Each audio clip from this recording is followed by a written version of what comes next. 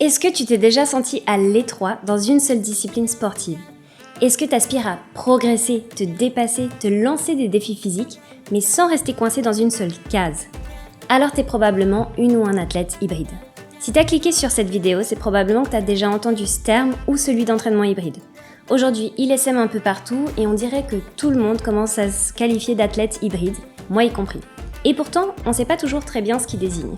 Est-ce qu'on fait référence au crossfit, à l'Irox, à un entraînement qui combine force et endurance, à l'entraînement fonctionnel ou simplement à une pratique récréative de différentes activités sportives? Dans cette vidéo, je t'explique les différentes réalités que ce terme peut recouvrir et comment moi je l'envisage.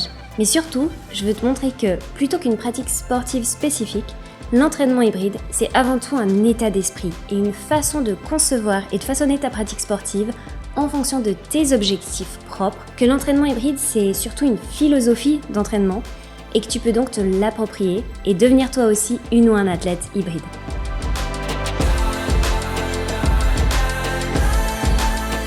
L'entraînement hybride, c'est le nouveau terme à la mode dans le monde du fitness. Mais si le terme aujourd'hui est très populaire, ça reste une notion quand même assez vague. On sait en général qu'on parle d'un type d'entraînement qui vise à combiner différentes qualités physiques ou différents sports, mais ça peut recouvrir pas mal de réalités différentes. Et on peut se demander aussi si c'est pas juste un terme marketing qui vient juste mettre un nom sur toute une gamme de pratiques qui existent depuis déjà bien longtemps, simplement pour donner une impression de nouveauté. Par exemple, l'entraînement fonctionnel. Est-ce que c'est pas une forme d'entraînement hybride?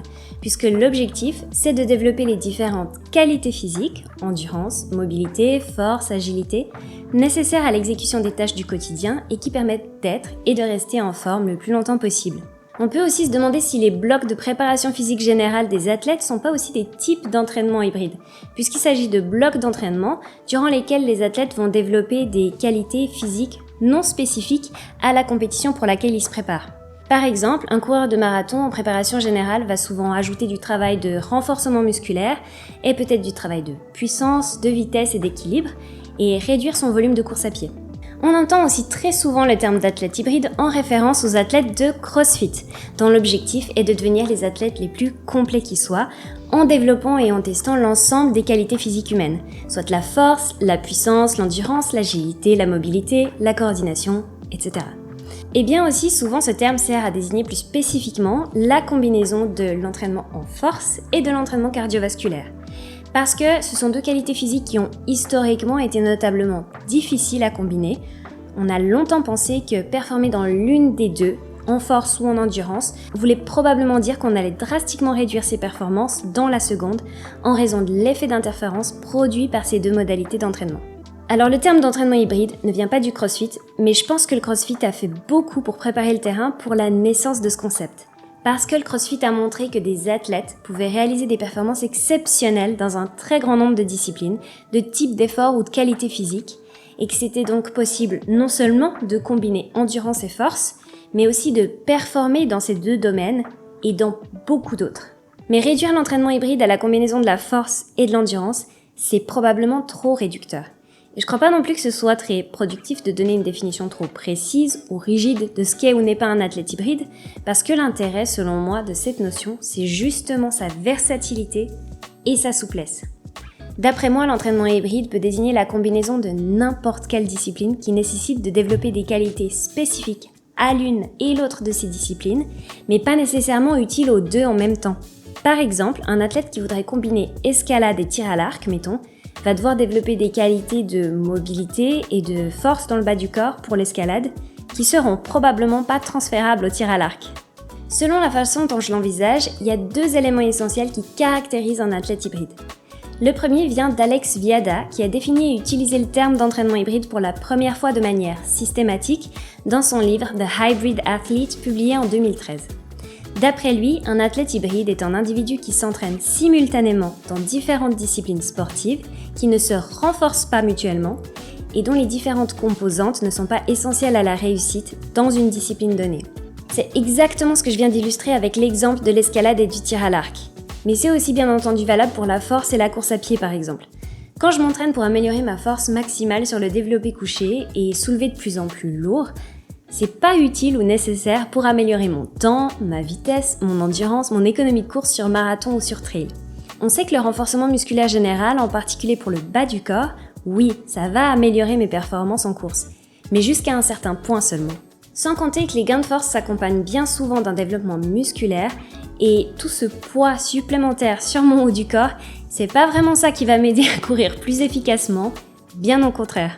C'est aussi pour ça que c'est selon moi une approche différente de la préparation physique générale des athlètes spécialisés dans un sport, puisque les qualités physiques qu'ils vont développer durant un bloc de prépa générale, même si elles ne sont pas spécifiques à leur discipline ou compétition, doivent venir renforcer leur performance dans leur discipline principale et elles sont censées pouvoir être transformées pour une meilleure performance en compétition. Tout ce qu'ils font vise à renforcer leur capacité dans un seul sport, leur discipline de choix. Le deuxième critère, c'est qu'un athlète hybride est un individu qui recherche la performance au sens large, c'est-à-dire une personne qui veut progresser dans chacune de ses disciplines et viser des résultats ou des objectifs plus ambitieux au cours du temps. Faire de meilleurs temps, soulever davantage de poids, atteindre de meilleurs chronos, peu importe, tant qu'il y a une idée d'objectif et de progression. Et c'est pour moi ce qui justifie vraiment le terme d'athlète. Un athlète, à mon sens, c'est pas nécessairement un athlète professionnel qui participe à des compétitions internationales et qui remporte des titres. C'est plus un mode de vie et une façon d'envisager sa pratique sportive. Un athlète, c'est une personne qui va optimiser sa récupération et d'autres facteurs autour de l'entraînement, comme la nutrition, le sommeil, les aspects mentaux, qui suit un programme d'entraînement structuré et raisonné pour progresser au cours du temps dans ces deux disciplines, et qui a l'intention de tester régulièrement ses performances, là aussi dans ces deux sports.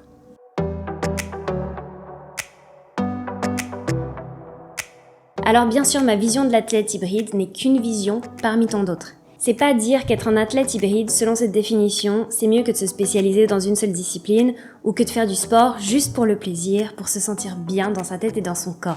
Le but, c'est pas du tout de créer une hiérarchie de valeurs, mais c'est seulement une perspective, une façon de voir l'entraînement qui conviendra mieux à certaines personnes, qui pourront se reconnaître dans cette approche et l'adopter pour mieux s'épanouir dans leur pratique sportive. Et c'est certainement la vision de l'entraînement qui me convient le mieux et me parle le plus. La spécialisation ou la focalisation excessive, ça m'a toujours frustrée. J'ai toujours aimé varier les activités sportives et j'ai toujours eu vraiment du mal à me concentrer sur une seule discipline, sur un seul objectif ou sur un seul projet. Depuis que j'ai commencé la musculation il y a 11 ans, c'est vraiment comme ça que j'ai toujours envisagé ma pratique. Je me suis d'abord concentrée plus sur le développement musculaire, le culturisme, en passant ensuite à la force et en testant aussi le crossfit et l'haltérophilie, mais j'ai aussi toujours fait de la course à pied à côté. Et aujourd'hui, je prépare des courses de trail et un marathon, et maintenant je me mets aussi au cyclisme, tout ça en poursuivant mes objectifs de force. Et j'ai toujours aussi recherché plutôt la performance, c'est-à-dire chercher à m'améliorer dans tout ce que je fais. Et bien sûr que je pourrais pratiquer tous ces sports de manière récréative, en me laissant porter par mes envies au jour le jour, mais je dérive vraiment une part importante de mon plaisir d'une pratique plus structurée, à la poursuite d'objectifs qui me permettent de constater ma progression et mon évolution. Et c'est vraiment de cette approche-là que je tire le plus de satisfaction. Pour moi, l'essence de l'entraînement hybride, c'est l'exploration. Être une ou un athlète hybride, c'est explorer toutes ses capacités, chercher à exprimer tout son potentiel physique, mais aussi mental. C'est l'expression d'une curiosité insatiable et aussi une aventure perpétuelle. Et je crois que cette exploration, c'est vraiment une des choses qui nous fait nous sentir le plus vivants. Bien sûr qu'en divisant l'allocation de nos ressources, en temps et en énergie, on ne deviendra jamais le ou la meilleure dans une seule discipline. On maximisera jamais notre potentiel en course à pied ni en force athlétique si on persiste à vouloir combiner ces deux sports. Pour autant, notre potentiel d'amélioration, pour la plupart d'entre nous, il n'est pas épuisé, surtout si on n'est pas des athlètes élites. À défaut de pouvoir maximiser nos performances, on peut au moins les améliorer dans ces deux disciplines. Je vais probablement jamais gagner un titre ou une compétition, mais mon potentiel par contre, je vais pouvoir le développer, l'étendre, l'étirer au cours du temps. L'idée c'est vraiment de passer d'une question binaire, est-ce que je peux être le ou la meilleure, à une question ouverte, bien plus intéressante et extensive. De quoi est-ce que je suis capable, jusqu'où est-ce que je peux aller, où sont mes limites. Et ça nous montre justement que la notion d'entraînement hybride, elle est modulable et qu'elle s'adapte à de nombreux modèles et objectifs différents.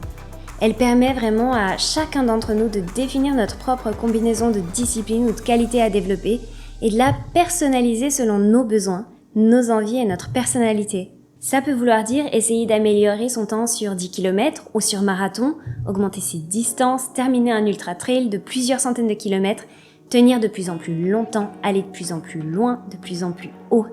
Ça peut aussi vouloir dire participer à des compétitions de force athlétique, de culturisme ou d'haltérophilie, ou simplement améliorer ses records personnels sur différents mouvements au fil du temps, hors de tout cadre compétitif.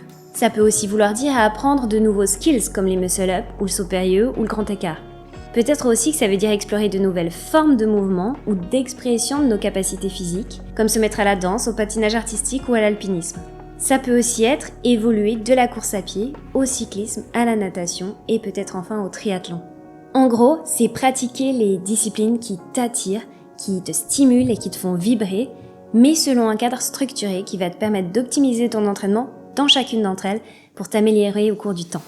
Et c'est justement ce que je veux t'aider à faire avec cette chaîne, t'encourager à explorer ton potentiel physique en te montrant comment combiner des disciplines très différentes, en particulier la musculation ou la force d'un côté et l'endurance et plus spécifiquement la course à pied de l'autre, pour progresser au mieux. Sur ma chaîne, tu trouveras d'une part des vlogs sur mes entraînements, les défis que je me lance et comment je m'y prépare pour te donner une idée en fait de ce qui est possible, de ce à quoi peut ressembler un entraînement hybride et t'inspirer toi aussi à te lancer des défis. Et d'autre part des vidéos informatives et éducatives sur l'entraînement hybride qui toucheront à la science de l'entraînement, à la programmation, à la nutrition. L'objectif, c'est vraiment de te transmettre des informations issues non seulement de ma pratique et de mon expérience, mais aussi de mes connaissances théoriques et des données scientifiques pour t'aider à comprendre les principes et la logique qui sous-tendent l'entraînement hybride, que tu pourras adapter à ta situation, à tes objectifs, pour créer ton propre programme et progresser en tant qu'athlète hybride. Si j'ai envie de te transmettre tout ça, c'est parce que d'abord je suis une passionnée, ça fait 11 ans que je fais de la musculation, de la force, de l'endurance, et que cette passion, elle m'a aussi amenée à suivre différentes formations dans ce domaine. J'ai obtenu un premier diplôme de personal trainer en 2018 que j'ai complété par une spécialisation en musculation, en hypertrophie et en perte de masse grasse. Et aujourd'hui, je suis encore de nouvelles formations pour me spécialiser dans le coaching en course à pied et en force athlétique. Et on sait aujourd'hui que l'entraînement hybride peut être extrêmement productif, épanouissant et motivant. Et les données scientifiques dans ce domaine commencent à se faire de plus en plus nombreuses. Donc, je pense que c'est vraiment important de partager ces informations pour promouvoir une grande communauté d'athlètes hybrides où l'entraide et l'encouragement sont la norme plutôt que l'exception et qu'on puisse ensemble vraiment élargir la palette de modèles, d'idées, de visions, de ce que peut être et de ce que peut accomplir un ou une athlète hybride. Alors si cette vision de l'entraînement hybride te parle, t'enthousiasme, t'inspire, je t'invite à t'abonner à ma chaîne pour ne pas manquer les nouveaux contenus que je vais produire sur l'entraînement hybride et qui, je l'espère, en tout cas c'est vraiment le but, t'aideront à explorer ton potentiel en force ou en musculation et en endurance. Et évidemment, si tu as des questions sur l'entraînement hybride, des expériences à partager, des idées ou suggestions de sujets pour mes prochaines vidéos, n'hésite pas à me laisser un commentaire. Je serais vraiment ravie d'échanger sur ce sujet et de connaître ton avis et aussi tes besoins d'informations sur la force, l'endurance et l'entraînement hybride en général.